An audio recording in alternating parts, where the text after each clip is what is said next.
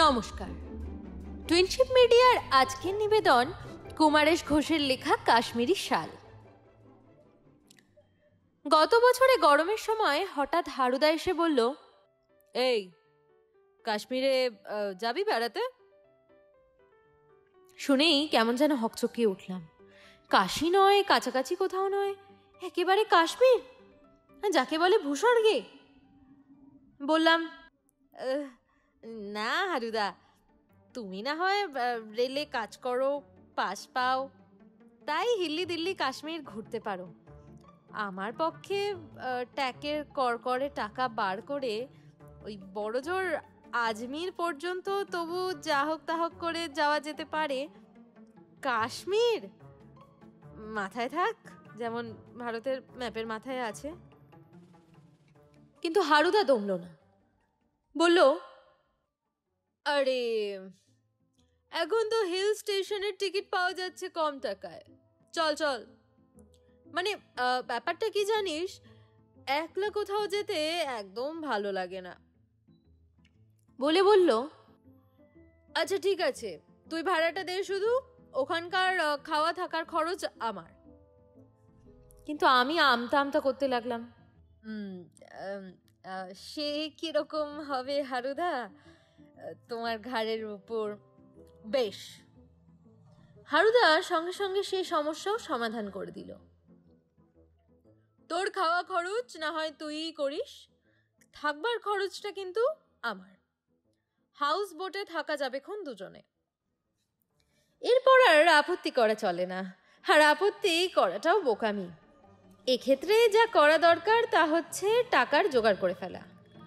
আর জানি তো হারুদার এমন দিলদরিয়া মেজাজ হবার কারণটা কি। মানে হারুদার বেশ 2 পয়সা উপরির ব্যবস্থা। যাকে সেটা চেপে যাওয়াই ভালো। অতএব হারুদার কৃপায় এবং চেষ্টায় কাশ্মীরটা দিব্যি ঘুরে বেড়ানো গেল। কদিন হাউস বোটে কাটানো গেল, আরামসে ডাল লেকে ঘোরা গেল শিকারায় চড়ে। মোগল গার্ডেনগুলোও দেখা হলো, যাওয়া হলো গুলমার্গে, সোনমার্গে, এবং ফেরবার আগের দিন কিছু কাঠের কাজ করা শৌখিন জিনিসপত্র কিনে ফেললাম দুজনে। অবশ্য হারুদা বেশি, আমি কম। কিন্তু হঠাৎ একটা বাড়তি জিনিস কেনা হয়ে গেল। ঠিক বাড়তি নয়, জিনিসটা দরকারি। একখানা শাল। দোকানে শালটা দেখে আমার খুব পছন্দ হলো, অথচ দামটা মনে হলো বেশ কমই। হারুদা জিজ্ঞেস করলো, কি রে, নিবি? আমি ভারী গলায় বললাম, না থাকে, টাকা কম পড়ে যাবে। সঙ্গে সঙ্গে হারুদার উত্তর, আমি দেবক্ষণ, তুই কলকাতায় গিয়ে দিয়ে দিস যেন। নিয়ে নে শালখানা, ভালোই, দাম অনেক কম। হাতের কাছে এমন একটা যোগানদার থাকলে লোভ সামলানো বড় দায়। অতএব মুখে দুশ্চিন্তার ভাব দেখিয়ে এবং মনে মনে আনন্দের ঢগমগ হয়ে কিনে ফেললাম শালখানা। কিন্তু ওই শালের জন্যই যে আমাকে পরে বেসামাল হতে হবে তা ভাবিনি মোটেই। এবং সেখানেও ওই হারুদাই আমাকে বাঁচিয়েছিল। ব্যাপারটা হলো, কলকাতায় এসে কেবলই মনে হতে লাগলো, কবে শীত পড়বে, কবে যে শীত পড়বে। আর ভালো করে পড়বে তো। কলকাতায় যা শীত, হয়তো শাল জড়াবার সুযোগই পাবো না। শেষ পর্যন্ত গায়ে শাল জড়াবার জন্যে আবার টিকিট কেটে কাছাকাছি দার্জিলিং ছুটতে হয়। না, তা হলো না। কলকাতায় যথারীতি গরমের পর বর্ষা এলো, বর্ষার পর এলো শরৎ আর হেমন্ত গলাগলি করে, এবং শেষ পর্যন্ত শীতও এলো। এই শীত না এলে কতজনের কাছে ভালো, আর আমি বসে আছি শীতের পথে। একেই বুঝি বলে কারোর পৌষ মাস আর কারোর সর্বনাশ। পৌষ নয়, অঘ্রাণ মাসেই আমার সুযোগ এলো গায়ে শাল জড়াবার। ভগবান হয়তো আমার মুখ চেয়ে এই অঘ্রাণের শেষেই বেশ হাড় কাঁপানো শীতই নামালেন কলকাতায়। আর আমাদের এক বন্ধু অনিল ভৌমিকের বিয়েও ঠিক হয়ে গেল ওই সময়টাতেই। বন্ধুর শুভ বিবাহের শুভ দিন আমার পক্ষেও শুভ দিন হয়ে গেল।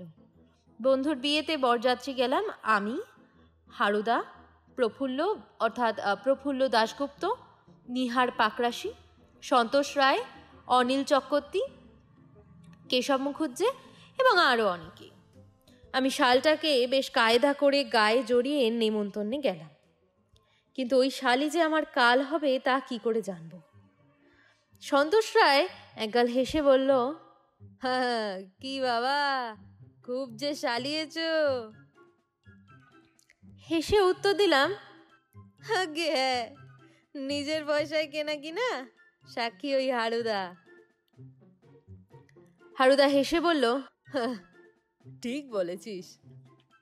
নিহার পাকরাশি একটু ঘুরিয়ে কথা বলে, বলল, কোত্থেকে কেনা হলো? বললাম, একেবারে বাপের বাড়ি থেকে, মানে কলেজ স্ট্রিটের কোনো শাল হাউস থেকে নয়, একেবারে কাশ্মীর থেকে। অনিল চক্রবর্তী শালটায় হাত বুলিয়ে বলল, খেলো মাল, কত দাম নিল? শুনে চটে গিয়ে বললাম, ডাল লেকে শিকারায় চড়ে যখন যাচ্ছিলাম দেখি শালখানা জলে ভাসছে, তাড়াতাড়ি তুলে নিয়ে নিংড়ে শুকিয়ে বাক্সের তলায় লুকিয়ে এনেছি। কেশব মুখুজ্জে বলল হেসে,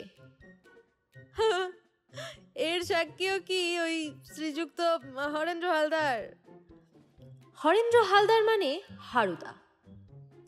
হারুদা বলল, আমি মিথ্যে সাক্ষী দিতে রাজি নই। সন্তোষ রায় বলল, এই শালের কথা উঠলই যখন, তবে শোনো, শাল ছিল আমার বাবার, রেওয়ার রাজার দেওয়া শাল। সে শাল কোনোদিন গায়ে দেবার দরকার হতো না, বিছানায় ভাঁজ করে পায়ের কাছে রাখলেই বিছানা গরম হয়ে যেত। শেষ পর্যন্ত পা দিয়ে ঠেলে শালটাকে বিছানা থেকে মাটিতে ফেলে দিতে হতো। আমরা সিমলা মুসৌরি গেলে লেপ কম্বল কিছুই নিতাম না, শুধু ওই শালখানা নিতাম। সন্তোষ রায়ের কথা শুনে মনে হতে লাগলো আমার গায়ের শালখানা যেন স্রেফ একটা নেতা, একটা ভিজে নেতা জড়িয়ে আছে গায়ে। তবু শুকনো গলাটা ভিজিয়ে নিয়ে বললাম, শালখানা একবার দেখাস তো। সে শাল আর আছে নাকি?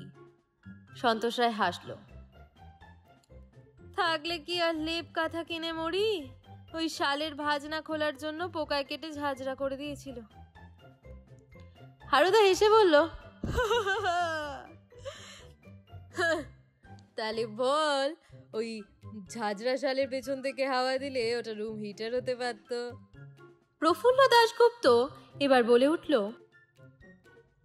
রুম হিটারের কথা যখন উঠলই তখন বলি, কথাটা মিথ্যে নয়। আমার ঠাকুরদার সত্যি এরকমই একটা শাল ছিল বটে। তার শ্বশুর মহাশয় তাকে দিয়েছিলেন প্রথম জামাই ষষ্ঠীতে। তিনি নেপালের রাজ পরিবারের প্রাইভেট টিউটর ছিলেন কিনা। অনিল চক্রবর্তী অধৈর্য হয়ে বলল, তা শালখানার বিশেষ গুণ বর্ণনা করা হোক। প্রফুল্ল দাশগুপ্ত উদাস হয়ে বলল, গুণ? সে গুণ বর্ণিব কেমন করিয়া? শালখানাকে ঘরে আলনায় টানিয়ে রাখলেই বাস কাম ফতে। সত্যি একেবারে রুম হিটার। তা সেটা কি চোখে দেখার সৌভাগ্য হবে? কেশব মুখুজ্জে তার পান রাঙানো ঠোঁট নেড়ে জিজ্ঞেস করল। না। প্রফুল্ল দাশগুপ্ত অম্লান বদনে বলল, সে শাল একবার চুরি হতে হতে বাঁচানো গেছিল, কিন্তু শেষ পর্যন্ত আহার পারা গেল না। প্রথমবার শীতকালে একটা চোর ঘরে ঢুকে আলনা থেকে শালখানা নিয়ে ঘর থেকে বেরোবা মাত্র ঘর ঠান্ডা বরফ হয়ে গেল, আর সঙ্গে সঙ্গে দারুণ শীতে ঘুম ভেঙে গেল ঠাকুরদার। ঠাকুরদা কাঁপতে কাঁপতে উঠে ঘর থেকে বেরোতেই একটা গরম হাওয়ার ঝলকা তার গায়ে এসে লাগলো। ব্যাস, ঠাকুরদা বাই বাই করে ছুটলেন সেই গরম হাওয়া লক্ষ্য করে, আর হাতে নাতে ধরে ফেললেন চোরকে। কিন্তু পরের বার আর শালখানা রক্ষী করা গেল না, ঠাকুরমা নিজের হাতেই তুলে দিলেন চোরকে। বুঝলাম না ঠিক, জিজ্ঞেস করলাম আমি। বুঝলি নে? প্রফুল্ল দাশগুপ্ত বলল, ঠাকুরমা নিজের হাতে শালখানা তুলে দিলেন শালার ধোপার চোরকে। হ্যাঁ, শালখানা ময়লা হয়েছে দেখে ধোপা আসতেই ঠাকুরমা সেটা ধোপাকে দিয়ে দিলেন। ঠাকুরদা পরে শুনতে পেয়ে একেবারে হা হা করে উঠলেন, কিন্তু ধোপা ততক্ষণে একেবারে হাওয়া, দেশ ছাড়া। এখন হয়তো অন্য কোথাও সে তার ব্যবসা খুলেছে, আর বর্ষাকালে তার কাপড় শুকাবার জন্য একদমই কোনো মাথা ব্যথা নেই। সব শুনে হারুদা হেসে বলল, যাক, ভাগ্যিস চড়ে গেছিল, তাই শালখানা দেখাবার দায় থেকে বেঁচে গেলি। কেন, আমি কি মিথ্যে কথা বললাম নাকি? তেড়ে উঠল প্রফুল্ল দাশগুপ্ত। থাক থাক, চেঁচাস নে। হারুদা বলল, ভুলে যাস নে, আমরা এখানকার বরযাত্রী এসেছি। বেশি বাড়াবাড়ি করলে লুচি মাংস খাওয়া বেরিয়ে যাবে। অনিল ভৌমিকের ভাবি শালারা এসে গলা ধাক্কা দিয়ে বের করবে, তখন কোনো সালিশি শুনবে না। তারপর গলা নামিয়ে হারুদা বলল, বরং যে যা বলছে শুনে আর চেপে যা। তবে আমিও একটা কথা বলি, শোন, একখানা শালের কথা। অবশ্য সে শাল তোদের মতো বাপ ঠাকুরদার ছিল না, আমার নিজেরই ছিল। বলেই হারুদা আমার দিকে চেয়ে একবার চোখ টিপল। আমিও একটু নড়ে চড়ে গায়ের শালখানা ভালো করে গুছিয়ে নিয়ে চেয়ারে সোজা হয়ে বসলাম। হারুদা আমার শালখানা দেখিয়ে বলল, কাশ্মীরের ওসব কি আর শাল, স্রেফ খদ্দের ধরার জাল। গরম শাল বলতেছিল আমার সেই শালখানা। শাল বনে ঝুলিয়ে রাখলে বোধহয় বনেই আগুন ধরে যেত। হ্যাঁ, শালখানা আমায় দিয়েছিল তিব্বতের লামা। সেখানে গেছিলাম সার্ভে করতে। ক্যালকাটা টু লাসা মনোরেল হতে পারে কিনা তাই সার্ভে করতে গিয়ে তিব্বতের প্রাকৃতিক শোভা দেখে সার্ভে রিপোর্ট লিখতে গিয়ে লিখতে লাগলাম খাতার পর খাতা কবিতা। হ্যাঁ, জানিস তো বাঙালির ছেলে গোফ গজাবার সঙ্গে সঙ্গে কবিতা লেখে, আর আমার তো ওই বাতে কি ছিল। খবরটা কি করে জানো চলে গেল লামার কানে। আমি নাকি আকাশের দিকে চেয়ে চেয়ে পেন্সিল কামড়াই আর কবিতা লিখি। লামার কাছে হাজির হবার তলব এলে আমি তো থরথর করে কাঁপতে লাগলাম। নিক্তু হাজির হতেই লামা আমাকে বসতে বলল। হেসে বললেন, তুমি নাকি কবিতা লেখো, শোনাও। সাহস পেয়ে আমি তো কড়া গোছের কতকগুলো দুর্বোধ্য কবিতা হাত নেড়ে নেড়ে শুনিয়ে দিলাম। সব কবিতার মানে দোভাষী কি করে লামাকে বুঝিয়ে দিল জানি নে, কিন্তু পরদিন দেখি একটা অ্যাসবেস্টসের চ্যাপ্টা বাক্সে এসে হাজির বাড়ি।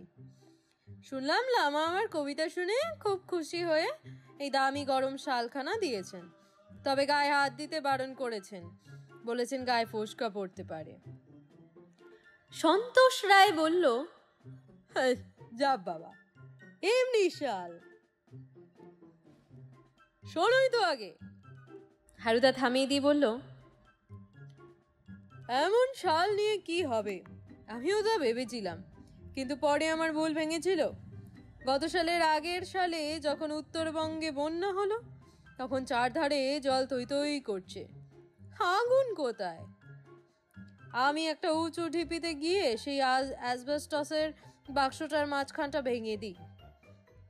সেই তিব্বতী শালের উপরে বড় বড় ডান্ডা চাপিয়ে পাড়া শুদ্ধ লোকের খিচুড়ি রান্না করে দিলাম। তাছাড়া ওই শালের উপর তাওয়া চাপিয়ে সকালে রাশি রাশি টোস্ট আর গাদা গাদা রুটি। সবাই একেবারে হইচই করে উঠল। এ শাল নিশ্চয়ই আছে হারুদা, কিন্তু দেখাতেই হবে তোমায়। দেখাতাম, হারুদা গম্ভীর গলায় বলল, কিন্তু গত সালে জলপাইগুড়ির বন্যায় শালখানা ভেসে গেল যে। আসুন, আপনারা সবাই আসুন, জায়গা হয়েছে। অনিল ভৌমিকের এক শালা হাত জোর করে আমাদের খেতে যেতে বললেন। আমরা উঠছি, এমন সময় দেখি সুনীলময় ঘোষ আসতে ছুটতে ছুটতে বলল, দেরি হয়ে গেল। এই জানিস তো বদলি হয়ে গেছি অনেক দূরে, সেই মেদিনীপুরের পেয়াশাল।